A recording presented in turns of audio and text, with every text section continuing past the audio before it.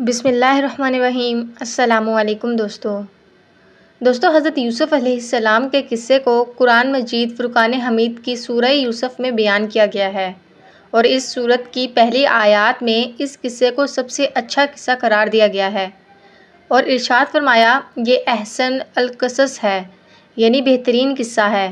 اس قصے کے حوالے سے معلومات جاننا ہر مسلمان کے لیے انتہائی ضروری ہے، اور آج کی ویڈیو میں ہم آپ کو نہ صرف حضرت یوسف علیہ السلام کے قصے کے حوالے سے معلومات فراہم کریں گے، بلکہ یہ بھی بتائیں گے کہ حضرت یوسف علیہ السلام کو دریائے نیل کے درمیان کس وجہ سے دفن کیا گیا تھا، اور 400 سال بعد ان کی میت کو دریائے نیل کے درمیان سے حضرت موسیٰ علیہ السلام نے کیوں اور کس کے حکم پر نکالا اور کہاں لے کر گئے۔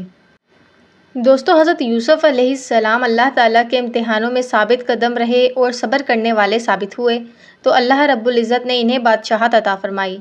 تو جب حضرت یوسف علیہ السلام کے سوتیلے بھائی اپنے والد محترم حضرت یعقوب علیہ السلام کے حکم پر دوبارہ مصر پہنچے اور اپنے بھائی بنیامین کی رہائی کی درخواست کی، تو اس موقع پر انہوں نے حضرت یوسف علیہ السلام کو حضرت یعقوب علیہ السلام یعنی ان کے بابا جان کا پیغام پہنچایا۔ جب یوسف علیہ السلام نے اپنے والد کا خط پڑھا تو زاروں قطار رونے لگے، جس کے بعد انہوں نے اپنے بھائیوں کو بتایا کہ وہ یوسف ہیں جسے وہ بچپن میں کنویں میں پھینک آئے تھے۔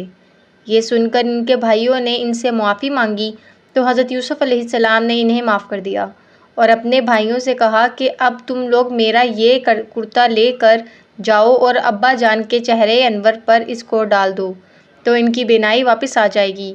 تم سب لوگ سب گھر والوں کو ساتھ لے کر میرے پاس مصر آ جانا۔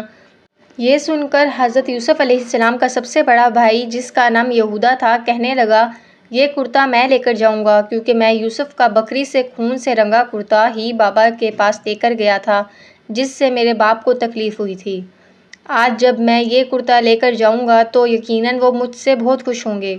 یہودا حضرت یوسف علیہ السلام کا کرتا لے کر خوشی خوشی مصر سے کنعان کی طرف روانہ ہوا۔ حضرت یوسف علیہ السلام نے اپنے بھائیوں کے ساتھ اپنے والد اور سب خاندان کو لانے کے لیے 200 سواریاں بھی بھیجیں۔ یہودا جیسے ہی حضرت یوسف علیہ السلام کا کرتا لے کر مصر سے کنعان کی طرف روانہ ہوا، تو ادھر کنعان میں حضرت یعقوب علیہ السلام کو اپنے لخت جگر اور جان سے پیارے بیٹے حضرت یوسف علیہ السلام کی خوشبو محسوس ہوئی، تو انہوں نے اپنے پوتوں سے اس کا تذکرہ کیا۔ اس بات کو قرآن مجید فرقان حمید میں اللہ تعالیٰ نے اس الفاظ میں بیان کیا۔ حضرت یعقوب علیہ السلام کہنے لگے کہ اگر تم مجھے یہ نہ کہو کہ بوڑھا سٹھیا گیا ہے تو مجھے تو یوسف کی خوشبو آ رہی ہے۔ تو یعقوب علیہ السلام کے پوتوں نے کہا، آپ اب بھی اس پرانی سی بات پر پڑے ہوئے ہیں، بھلا کہاں یوسف اور کہاں ان کی خوشبو؟ تو جب برادران یوسف ان کا کرتا لے کر گھر پہنچے اور اپنے والد کے چہرے پر ڈالا تو ان کی آنکھیں درست ہو گئیں اور ان کی روشنی واپس آ گئی، جس پر یعقوب علیہ السلام نے کہا، کیا میں نے تم سے یہ نہیں کہا تھا کہ اللہ تعالیٰ کے بارے میں جتنا میں جانتا ہوں تم نہیں جانتے؟ پھر یعقوب علیہ السلام نے تہجد میں اللہ رب العزت سے اپنے بیٹوں کی معافی کی دعا کی، اور آپ کی دعا کی وجہ سے تمام برادران یوسف کی بخشش ہو گئی، اور اللہ تعالیٰ نے یہ خوشخبری سنائی کہ آپ کے بیٹوں کے گناہوں کو آپ کی دعاؤں سے معاف فرما دیا گیا ہے۔ پھر حضرت یعقوب علیہ السلام نے اپنے لخت جگر یوسف علیہ السلام کی طرف ملک مصر جانے کی تیاریاں شروع کر دیں۔ حضرت یعقوب علیہ السلام کے خاندان کے 72 یا 73 آدمی تھے جو مصر روانہ ہوئے۔ جب حضرت یعقوب علیہ السلام کا قافلہ مصر کے قریب پہنچا تو حضرت یوسف علیہ السلام ایک عظیم و شان جلوس کے ہمراہ آپ کے استقبال کے لیے آئے۔ اس جلوس کے دونوں اطراف مصر کی عوام باادب کھڑی تھی۔ حضرت یعقوب علیہ السلام نے اپنے بیٹے یہودا سے پوچھا کہ یہ فرعون مصر کا لشکر تو نہیں؟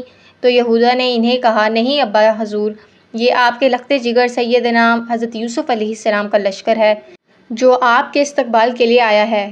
دوستو حضرت یعقوب علیہ السلام اس بات پر حیران ہوئے تو اللہ رب العزت کی طرف سے حضرت جبرائیل علیہ السلام تشریف لائے، اور آپ نے حضرت یعقوب علیہ السلام سے فرمایا، اے اللہ کے نبی، ذرا سر اٹھا کر دیکھیے، آسمان کے فرشتے بھی آپ کی خوشی میں تشریف لائے ہیں، اور ان میں وہ فرشتے بھی شامل ہیں جو آپ کی غم میں آپ کے ساتھ روتے رہے۔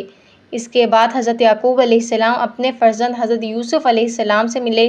40 سال بعد ہونے والی اس ملاقات نے باپ بیٹے کو آبدیدہ کر دیا۔ دونوں دیر تک ایک دوسرے کے گلے لگے رہے، پھر حضرت یوسف علیہ السلام اپنے خاندان کو لے کر اپنے دربار میں پہنچے اور حضرت یعقوب علیہ السلام کو سہارا دے کر اپنے تخت شاہی پر بٹھایا، اور ان کے ارد گرد آپ کے 11 بھائی اور آپ کی سوتیلی ماں بھی بیٹھ گئیں۔ اس کے بعد آداب شاہی کے احترام میں سب نے سیدنا حضرت یوسف علیہ السلام کے سامنے سجدہ کیا۔ تفسیر یوسف میں لکھا ہے کہ یہ سجدہ تعظیمی تھا جو اس وقت جائز تھا۔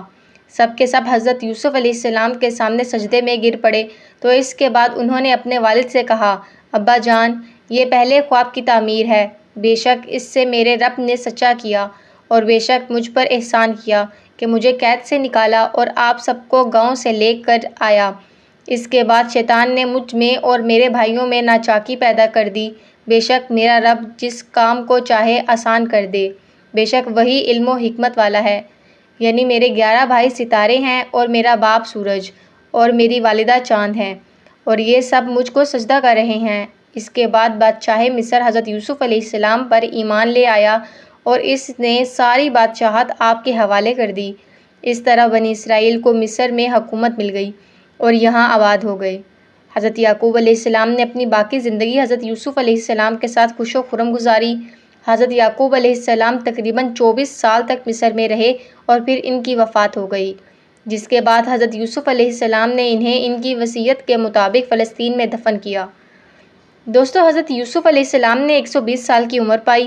حضرت یوسف علیہ السلام کے وصال پر ملال کے بعد ان کے چاہنے والوں میں اختلاف پیدا ہو گیا کہ حضرت یوسف علیہ السلام کو کہاں دفن کیا جائے۔ مصر کی عوام کا آپ سے محبت کا یہ عالم تھا کہ ہر کوئی یہ چاہتا تھا کہ حضرت یوسف علیہ السلام کو ان کے محلے میں دفن کیا جائے تاکہ ان کے محلے میں خیر و برکت رہے۔ آخر اہلیان مصر اس بات پر راضی ہو گئے کہ آپ کو دریائے نیل میں دفن کیا جائے تاکہ دریا کا پانی آپ کی قبر مبارک کو چھو کر گزرے اور تمام مصر والے اس پانی سے برکت حاصل کر سکیں۔ اس لیے آپ کے جسم اطہر کو سنگ مرمر کے صندوق میں بند کر کے دریائے نیل میں دفن کر دیا گیا۔ تقریباً 400 سال بعد حضرت موسیٰ علیہ السلام کے زمانے میں بنی اسرائیل کو حضرت موسیٰ علیہ السلام کی قیادت میں مصر چھوڑنے کا حکم دیا گیا تو سیدنا موسیٰ علیہ السلام کو حضرت یوسف علیہ السلام کا تابوت بھی اپنے ساتھ لے جانے کا حکم خداوند قدوس نے دیا، جس پر حضرت موسیٰ علیہ السلام ان کا تابوت نکال کر اپنے ساتھ ملک شام فلسطین لے گئے، جہاں حضرت یوسف علیہ السلام کے تابوت کو آپ کے آباء و اجداد جناب حضرت اسحاق علیہ السلام اور حضرت یعقوب علیہ السلام کی قبر مبارک کے نزدیک دفن کر دیا گیا۔